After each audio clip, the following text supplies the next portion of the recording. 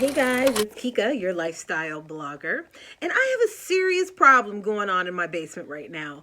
Now, I bought this house about 5 years ago, and when I first bought it, I was alerted to there may be a possible leaking in the basement. Just the way everything was. The inspector kind of peeked at it and said, yeah, we may have a leaky basement problem here, but nothing to fear. We can kind of remedy that right away with all sorts of different things. So anyway, let's back up for a few minutes because I want to just tell you this. The house that I'm in and that I purchased was a 1924 house. So there was an old well on the property in addition to having it hooked up to the main sewer lines.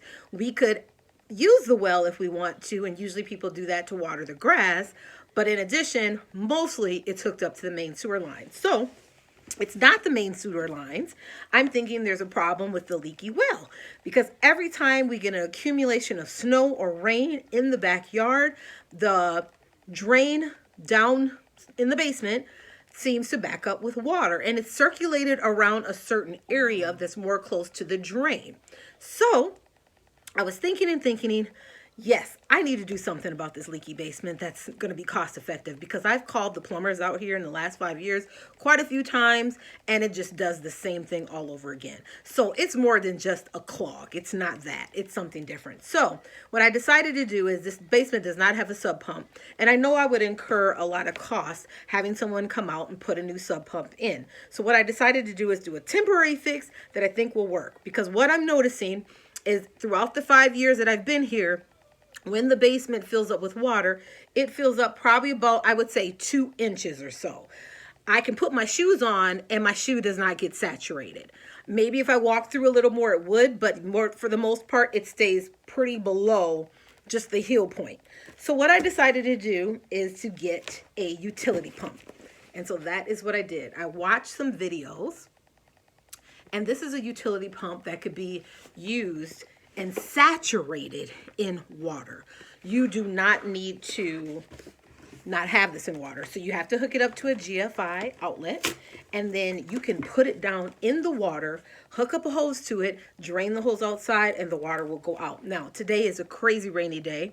I don't know if I'm going to attempt to do this today, but I'm thinking I got to do something soon. So it'll either be today or tomorrow. I kind of want to wait until the rain stops, but I do want to test this just to make sure that it works.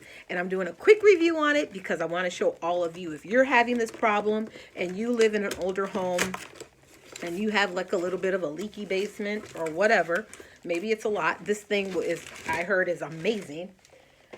This is what you're going to want to do to get. And this is a temporary fix, but a very good temporary fix just until you are able to afford just the huge maintenance of a larger cost of having a sub pump in your basement. So this is a miniature sub pump. So it comes with these different extenders where you can hook up your hose to. You got some washers. You want to keep those safe, and you got your different extenders. So make sure you keep all of these safe. And it's pretty small. It's not big. It's like a little bell, but it is heavy. And then you plug it in.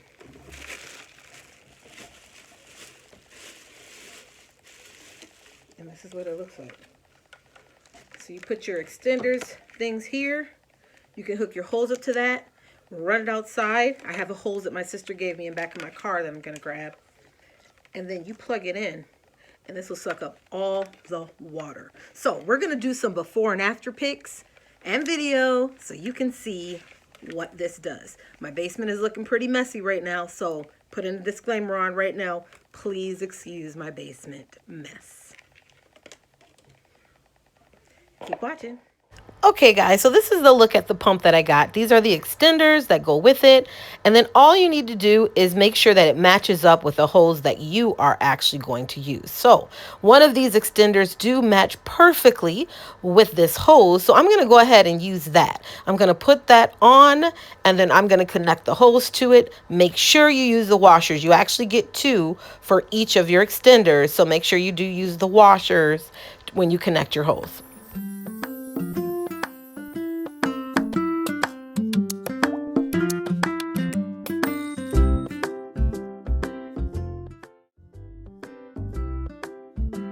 So what you're going to want to do is just ensure that everything is nice and snug, because you just don't want any water seeping in places that it does not need to seep in. So you just want to make sure that the hose that you're using is in actuality going to work well with the pump. So just make sure you kind of line everything up before you get started.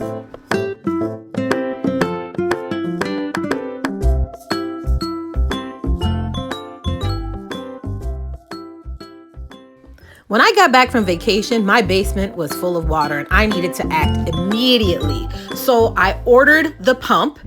This is about 45 minutes later. The pump worked beautifully in draining the water. So I just need to keep going here. It did shut off because I did not have it hooked up to a GFI outlet. Make sure you do that. Let's go into a little bit of detail. So this pump is fully submersible. It's ideal for cleaning a slightly dirty water from any enclosed environment like cellars, reservoirs, flooded basements, flat roofs, and more. So it is a utility pump and it really does the trick.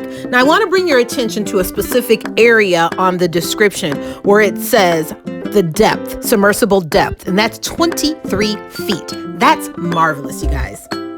Be sure to get model number 1100. That's the model number you're looking for this pump.